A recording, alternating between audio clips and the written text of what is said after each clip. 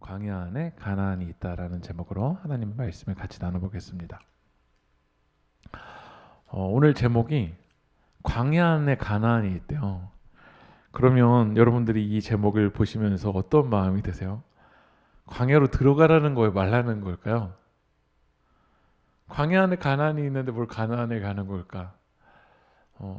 이 가나안에 거하다 이 네 번째 챕터 책에서는 광야 안에 가나안이 있다는데, 저는 이 그 챕터를 딱 보면서 광야에 있으라는 거야 아니면 가나안에 가라는 거야 도대체, 그런 마음이 들더라고요. 성경에서 광야랑 가나안을 위치적인 의미로도 이야기하지만 상징적인 우리 신앙의 여정의 의미로 이야기할 때도 참 많습니다. 그러면 우리는 광야 안에 가나안이 있다는 것이 무엇일까? 이 의미에 대해서 같이 한번 나눠보려고 그래요. 광야에 있는 게 맞는 걸까? 가나안에 있는 게 맞을까? 어디에 있는 게 맞을까요? 정말 하나님 의지하기 위해서 광야에 있는 게 맞을까요? 가나안에 있는 게 맞을까요? 제가 좀 극단적으로 예를 들면 이런 좀 예를 들어보고 싶어요. 하나님을 잘 알아가고 깊은 신앙생활을 하는데 가난한 것이 복일까요? 부자가 복일까요? 부자. 가난한 게 복일까요? 부자가 복일까요? 예전에 제가 한 전도하다가 한 성도님이 이제 저한테 이런 얘기를 하셨어요. 목회자는 가난해야 되는데요. 목회자는 가난해야 된다라고 저한테 이렇게 딱 명제를 내려주시더라고요. 그러면 가난하면은 얼마 정도 사례비를 받는 게 가난한 걸까요? 제가 이제 그분이 어떤 맥락에서 좀 이야기를 하는지는 좀 느껴져요. 너무 목회자가 너무 과도하게 많아가지고 때로는 거기에서 실망하시는 모습을 제가 좀 상상을 해봐요. 근데 제가 저희 이제 일산에다 이제 개척을 했는데, 제가 개척한 이후로 또 젊은 목회자들이 여기 이제 개척을 하신 분들이 있어요. 근데 90% 이상이 이중직을 하세요. 그러니까 목회도 하시면서 잡이 따로 있어. 그리고 이제 저는 이제 30대인데, 그러면 저 앞에 있는 40대 목사님을 봤었을 때도 한 6, 70%는 제가 이렇게 통계를 내보면 6, 70%가 이중직이세요. 실제로 카페에서 일을 하시는 분도 있고, 그리고 월요일부터 토요일까지 인테리어 일을 하시는 분도 있고, 복지관에서 일을 하시는 분도 있고, 학교에서 행정 일을 하시는 분도 있어요. 근데 제가 만나면 대부분이 다른 아닌데, 그 중에서도 정말 신실하게 가시는 분들이 있는데, 많은 분들은 분노에 휩싸여 있어요. 제가 이제 막 이야기를 나누다 보면은. 근데 분노의 주 원인이 뭘까요? 지금 이제 제가 이중직을 하시는 목사님들에 대한 얘기를 했잖아요. 다 그런 건 아니에요. 근데 제가 최근에 만났던 한 70% 정도의 분은 막 이 화가 있어요. 막. 근데 그 분노의 주 원인은 뭐냐면 돈 때문이에요. 솔직히 말하면요.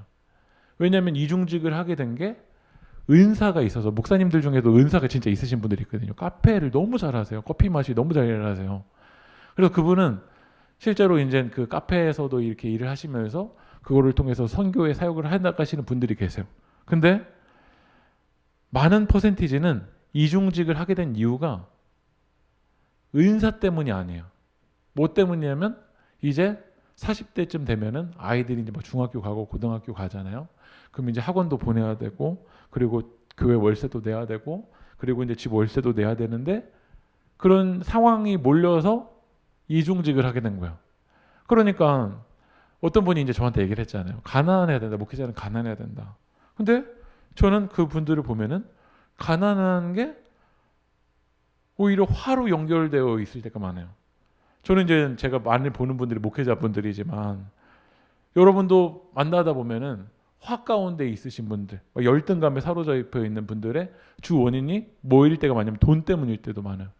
때로는 교회를 다니기가 힘든 이유도 돈 때문에 난 헌신도 못한다. 돈 없어서 이렇게 헌신하기도 힘들고, 나는 돈이 없으니까 안 될 것 같다 라고 해서 이 가난이 오히려 하나님 앞에 나가는데 장애가 되는 분도 저는 많이 봤어요. 그러면 제가 이제 이 광야에 대한 얘기를 했잖아요. 가난 때문에 하나님 앞에 나가지 못해요. 그러면 부자가 되면 하나님께 나아가는데 그런 얘기를 하잖아요. 기생충에서, 영화에서 부자는 다리미를 다린 것 같아요. 마음을요. 거기서 이제 한 대사거든요. 마음판을 다리미로 다린 것 같아서 부자들은 구김살도 없대요. 그러면 부자가 되면 하나님 앞에 나아가는데 이게 대로가 나 있을까요? 요즘 우리가 사무엘상 큐티를 하고 있지만 홈리와 비느하스는 가난이 아니라 부유함 때문에 오히려 하나님 앞에 나가는데 장애물이 됐어요. 당시는 이제 홈리와 비느하스 때 되면은요, 이 가난에 거했을 때요. 그리고 실로에서 회막이 이미 세팅이 되어 있을 때였어요. 그러니까 이스라엘 백성들이 광야에서 이제 언제 또 옮길까 막 이렇게 불안에 떨 때가 아니에요. 실로가 이제 그 중심에 되어서 그 실로에 이제 회막이 있고 거기서 이제 제사를 드리고 이스라엘 백성들이 제사를 드리기 위해서 이제 제물로 이렇게 제물 가지고 오는 거야. 그러니까 이제 제물이 하도 많다 보니까 이 홈리와 비너스가 이 갈고리를 가지고 이렇게 샥 해가지고 거기다가 샥 가지고 와요. 그러니까 홈리와 비너스에게는요 오히려 부함이 하나님 앞에 나아가는데 뭐가 되냐면 장애물이 돼요. 그리고 회막에서 막 여인과 막 동침하고, 그러니까 가난했다라면 오히려 거기 한눈 팔지 않을 텐데 너무나도 많은 부 때문에 오히려 홈리와 비느하스는 하나님 앞에 나아가지 못하고 사무엘에게 하나님이 오늘 본문에서 말하잖아요. 나 이 엘리 가정 멸하겠다. 이 엘리 가정의 죄 때문에 멸하겠다라고 얘기를 해요. 그러면 광야에 있는 게 맞을까요? 가나안에 있는 게 맞을까요? 광야를 살아가는 게 맞을까요? 가나안을 살아가는 게 맞을까요? 제가 또 좀 극단적인 예를 들면은 어떤 분은 이렇게 얘기를 한대요. 누가 칭찬하면 교만해질까봐 칭찬을 안 한다라는 거예요. 네, 그런 얘기 들어보셨죠? 칭찬하면 이 사람 교만해질 것 같아서 칭찬 안 한대요. 교회 안에서도 칭찬해주면은 그 사람 막 교만을 끝을 달할 것 같아서 칭찬 안 하는데요. 근데 반대면을 못 보는 것 같아요. 그 사람을 칭찬을 안 해줘서 너무나도 무기력하고 막 자존감이 땅바닥에 있어서 사역하기도 힘들고 그런 사람들도 있어요. 오히려 그 사람들에게는 응원해주고 막 지지해줘야 되거든요. 근데 반대로 어떤 분들은 너무나도 많은 칭찬을 받고 너무나도 과한 칭찬을 받아서 이게 내 힘으로 여기까지 된 줄 알고 오히려 교만에 빠진 사람들도 있어요. 그러면 광야를 살아가는 게 맞을까요? 가나안을 살아가는 게 맞을까요? 그러면은 이제 여기에서 우리가 지금 계산을 하잖아요. 광야는 한 몇 퍼센트, 우리 인생이 몇 퍼센트를 광야를 살아가고 가나안은 몇 퍼센트를 살아가는 게 맞을까요? 아니면 가나안에 그래도 조금 발을 좀 더 담그는 게 맞을까요? 아니면 광야에 발을 좀 담그는 게 더 맞을까요?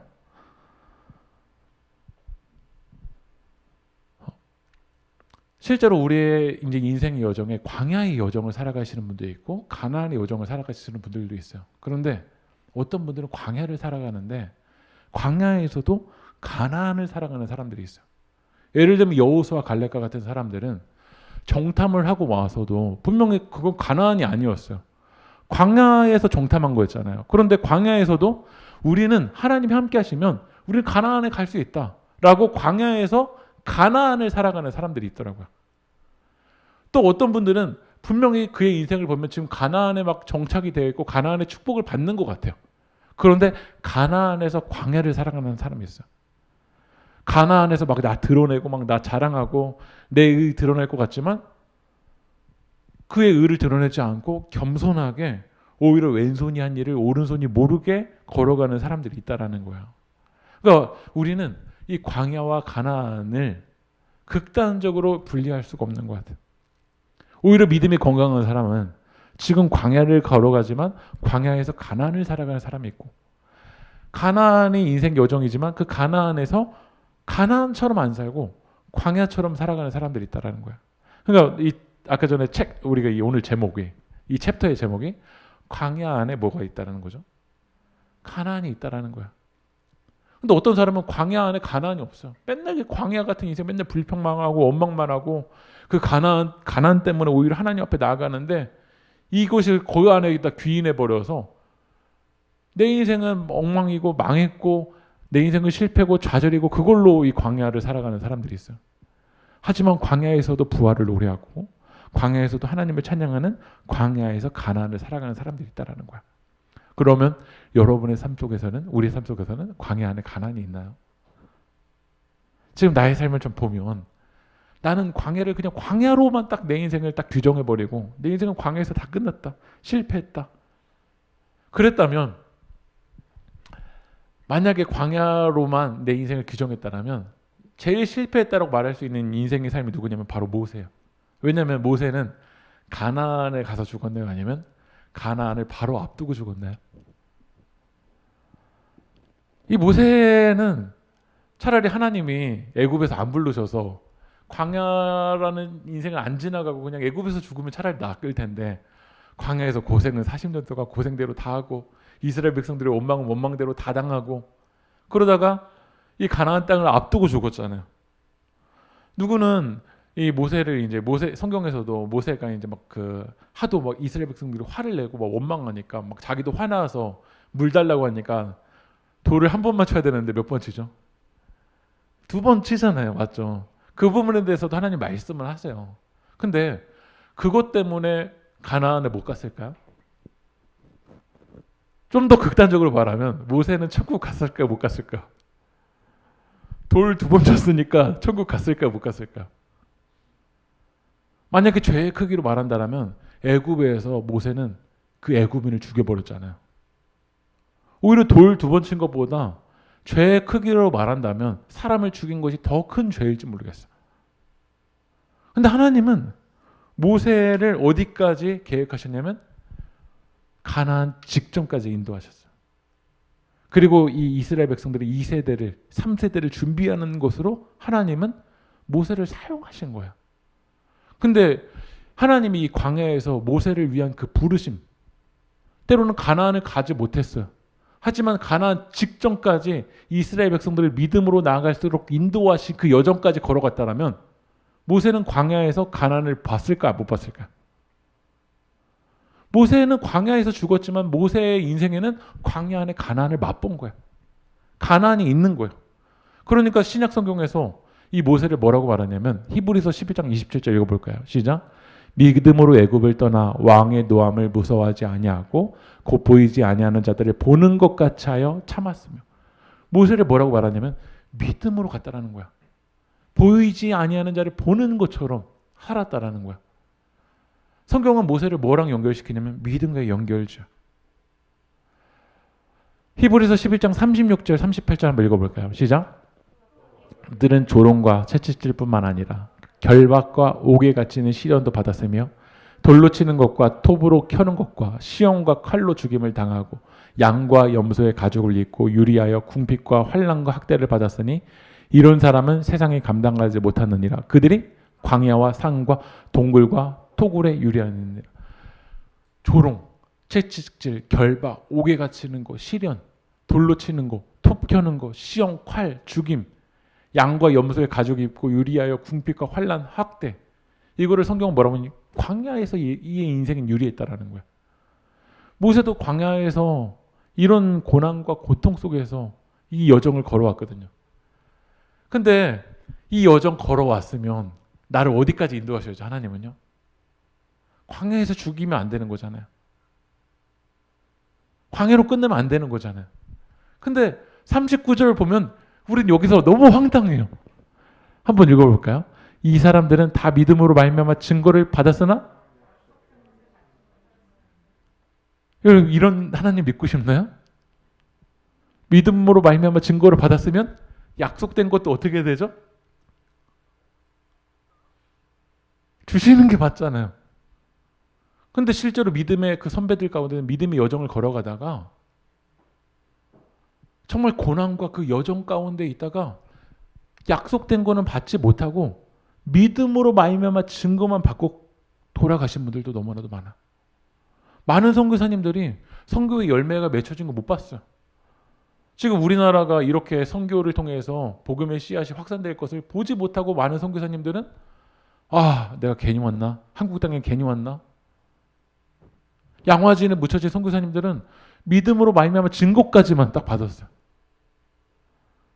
하지만 양화진에 묻혀진 선교사님들의 그 삶을 우리는 광야에서 끝났으니까, 가나안 못 보시고 돌아가셨으니까 그의 인생은 끝났다, 실패했다라고 하나요? 아니면 성경은 믿음으로 말미암아 증거를 받았다라고 얘기하나요?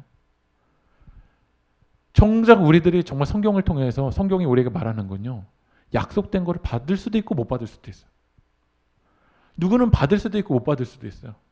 하나님 믿었다고 해서 약속된 거 다 받는 거 아니에요. 근데 중요한 거는 믿음으로 말미암아 증거를 받았다면 이것만으로 우리가 광야에서 충분할 수 있냐라는 거예요. 이게 신앙인 거거든요. 약속된 게 우리에게 있을 수도 있고 없을 수도 있어요. 내가 기도했던 그 기도의 제목이 약속된 거 받을 수도 있고 못 받을 수도 있어요. 하지만 못 받고 광야에서 나는 끝나야지만 모세처럼 믿음으로 말미암아 이 광야를 걸어올 수 있냐라는 거야. 그랬다면 성경 우리에게 말하는 거야. 너는 광야에서 가나안을 맛봤다라는 거야. 여러분 가나안을 이 모세가 여러분 이 지도가 아브라함의 지도거든요. 아브라함이 어디서 출발했는지를 보면은 갈대 우르에서 출발합니다. 갈대 우르 옆에서 보면은 티그리스 강과 유프라테스 강이 흘러요. 그런데 티그리스 강과 유프라테스 강을 아브라함이 내려놓고 하나님의 약속만 믿고 가나안 땅에 왔어요. 근데 가나안 땅에 왔는데 창세기 12장 10절 읽어볼까요? 시작. 그 땅에 기근이 들었으므로 아브라함이 애굽에 거류하려고 그리로 내려갔으니 이는 그 땅에 기근이 심하였습니다. 아브라함은 가나안에 왔지만 가나안에서 가나안처럼 살지 않았어요. 아브라함은 가나안에서 뭐처럼 살았냐면 광야처럼 살았어요. 그렇기 때문에 믿음으로 연결된 거야. 만약에 아브라함이 가나안에서 가나안처럼 살았다라면 조카 롯과 싸움이 일어났잖아요. 조카 롯의 종들과 아브라함의 막 종들이 막 싸움이 일어나는 거야. 그러니까 함께 살 수가 없어서 이제 땅을 이제 갈라설 수밖에 없었어요. 근데 만약에 아브라함이 가나안에서 가나안처럼 살았다면 조카 롯에게 뭐라고 해야 될까요? 나 여기 좋은 땅이 있으니까 너 꺼져. 라고 말해야 될 거야. 근데 아브라함이 뭐라고 말하냐면 한번 읽어보겠습니다. 아브라함이 롯에게 이르되 우리는 한 친족이라 나나 너나 내 목자나 네 목자나 서로 다투게 하지 말자. 네 앞에 온 땅이 있지 아니하냐. 나를 떠나가라. 네가 좌하면 나는 우하고 네가 우하면 나는 좌하래. 이게 가나안에서 광야를 살아가는 사람이에요. 근데 하나님이 가나안에 복을 주실 때 창세기 13장으로 딱 보니까 이렇게 싸울 정도면 아브라함에게 복이 있었던 거거든요. 근데 우리는 복이 있으면 그때 가나안에 취해버려서 광야를 다 잃어버려요. 근데 가나안에서 이 믿음을 지켜가는 사람들의 특징을 보면 가나안에서 뭐로 살아가냐면 광야로 살아가는 거야. 그래서 아브라함은요, 이 가나안에 살면서 땅 하나도 차지 안 했어요. 그래서 마지막에 그 아내가 사라가 죽었을 때도 땅이 없어서 헤브론 사람들에게 돈을 주고서는 땅을 샀는데 그 땅도 뭐였냐면 굴 산 거야. 마음만 먹었으면 아브라함이 땅을 차지하고 머무르고 가나안에서 가나안처럼 살아갈 수 있었을 거야.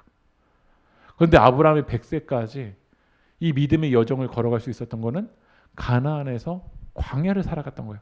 다시 말하면 가나안에서 믿음으로 살아갔던 거야. 그러니까 우리는 가나안에 가서 이거를 생각하는 것 같아. 내가 생각하는 결과가 있냐 없냐. 약속의 증거를 받았냐 못 받았냐. 근데 하나님은 아브라함을 뭐라고 말씀하시냐면 가나안에서 넌 광야를 살아갔던 거야. 그렇기 때문에 로마서 4장 9절 한번 읽어볼까요? 시작. 그런즉 이 복이 할례자에게냐 혹은 무할례자의 도냐 무릇 우리가 말하기를 아브라함에게는 그 믿음이 의로 여겨졌다 하노라. 만약에 아브라함이 가나안에서 가나안처럼 내 힘으로 내 의로 내가 정복했다. 내가 차지했다. 라고 말하면 로마서에서는 아브라함은 넌 믿음의 의로 여겨졌다고 말하지 않았을 거야. 왜냐면 가나안에서 가나안 방식으로 살았는데 이게 무슨 믿음이에요. 하지만 가나안에서 아브라함은 믿음으로 살았기 때문에 가나안에서 광야로 살았기 때문에 이것이 바로 믿음의 의로 여겨졌다라는 거야. 그래서 우리는 간증을 진짜 잘해야 되는 것 같아요. 예수 믿는 사람들이 하나님을 알지 못하는 사람들에게 어떻게 간증을 하고 어떻게 복에 대해서 이야기할지가 너무나도 중요한 것 같아요. 그러면 이제 저희 교회로 예를 들면 저희 교회가 새싹교회 시절이 있었고요. 저희 교회가 이제 여기로 와서 세길교회 시절이 있었습니다. 처음은 새싹교회 저희가 세길교회 처음 시작했을 때 몇 평이냐면 30평이었어요. 여기가 이제 실평이 한 58평 정도 넘어요. 처음에 저희 교회 처음 시작했었을 때는요. 주차장이 없었어요.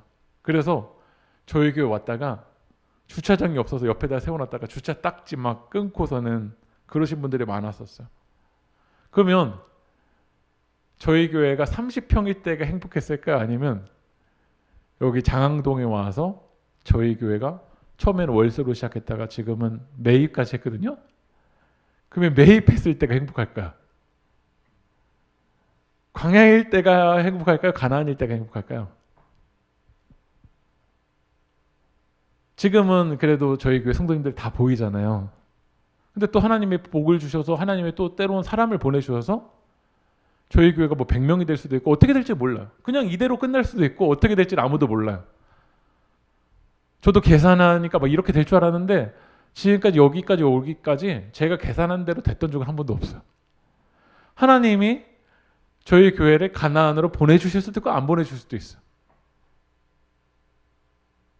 때로는 지금 막 헌신의 여정으로 막 힘들게 막 기도하고 막 금요기도회 때 교회를 위해서 기도하고 막 전도되기를 기도하고 아무도 보이지 않을 때 막 헌신하는 여정의 그 길을 걸어갔던 광야에 지금 아직 개척교회 여정을 걸어가고 있으니까 그런 사람들도 있을 거고 누구는 나중에 때로는 저희가 막 이제 다 여기 세대들이 한참 지나가고 저희 교회가 완전 자리 더 잡고 그 뒤에 오시는 분들이 있을지도 몰라요.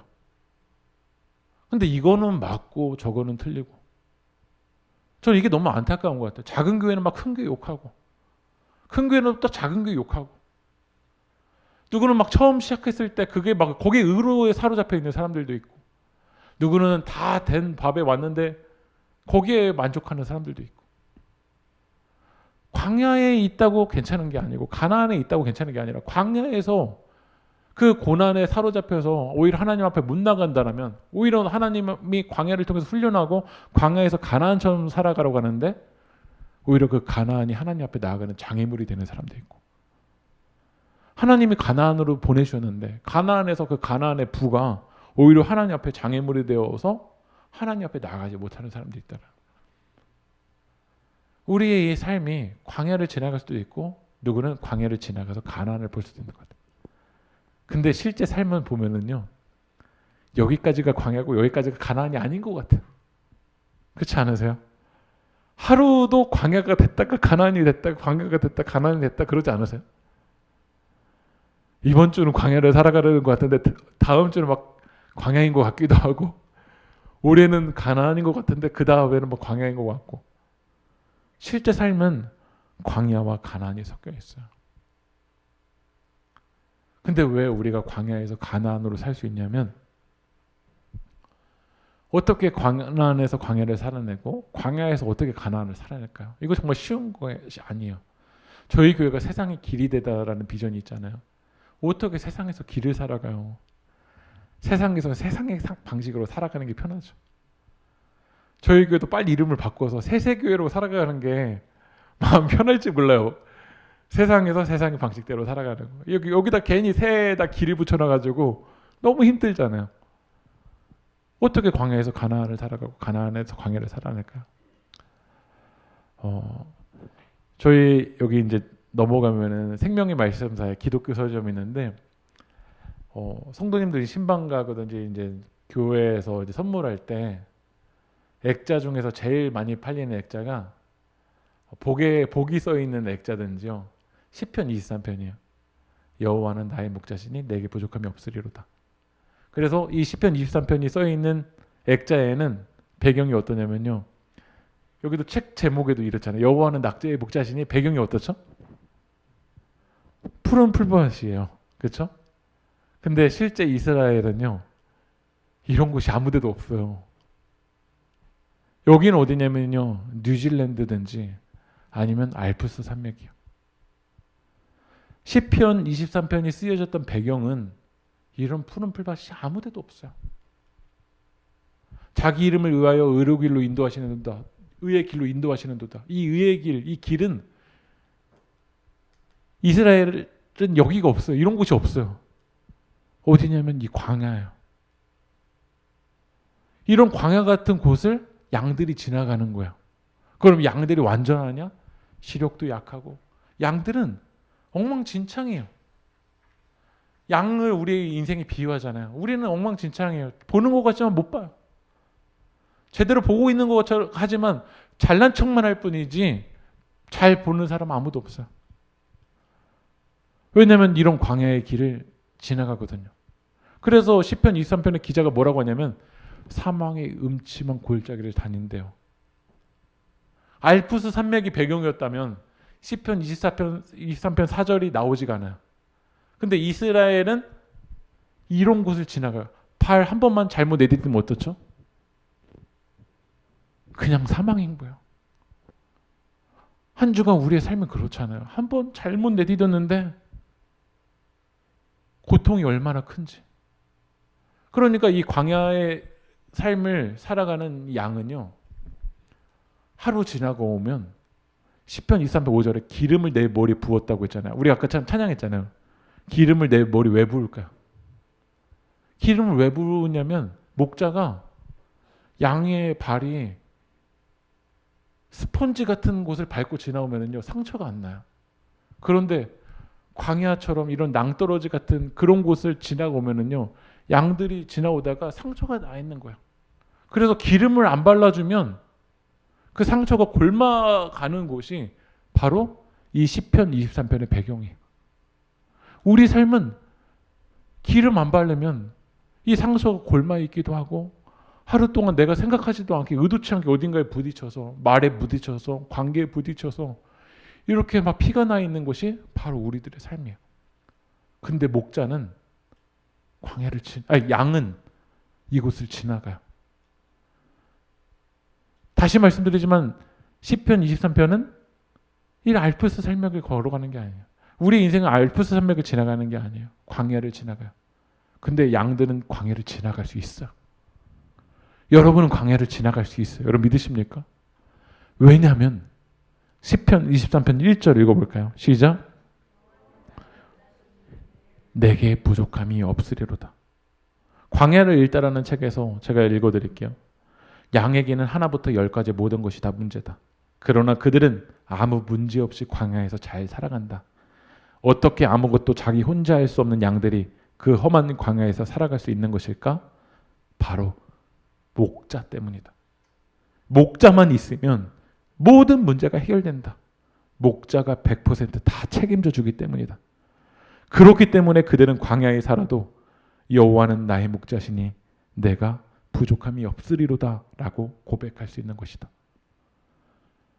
여러분만 있으면 이 광야 못 살아갑니다. 어떻게 내 힘으로 광야에서 가나안을 살아가요? 이거 말이 안 되는 말이죠.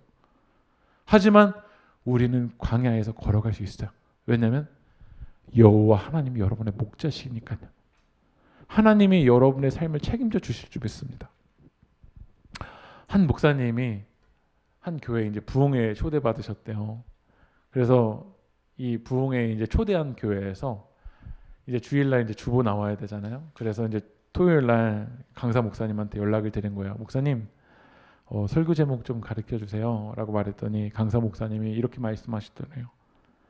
여호와는 나의 목자시니. 그랬더니 이 주보를 만드시는 분이 강사 목사님한테 그렇게 얘기했대요. 그게 다예요? 그랬더니 강사 목사님이 그렇게 말씀하시더래요. 그게 다입니다. 그리고 강사 목사님이 이제 설교하려고 주보를 봤더니 주보에 뭐라고 나와 있냐면 여호와는 나의 목자시니 그게 다입니다. 여호와는 나의 목자시니 그게 다입니다. 이게 우리들의 고백이 되었으면 좋겠어요. 여러분이 가나안으로 갈 수도 있고 나는 광야에서 마칠 수도 있고 아직도 광야가 너무 오래됐을 수도 있어요. 중요한 거는 가나안에 위치적으로 가나안에 있다고 해서 그의 신앙이 승리한 게 아니라 가나안에 있어도 하나님 없이 살아간다면 오히려 가나안이 저주가 될 수가 있어요. 하지만 광야에서 여호와는 나의 목자시니 내게 부족함이 없으리로다 라는 믿음의 고백을 걸어가는 여러분들에게 광야가 가나안이 될 줄 믿습니다.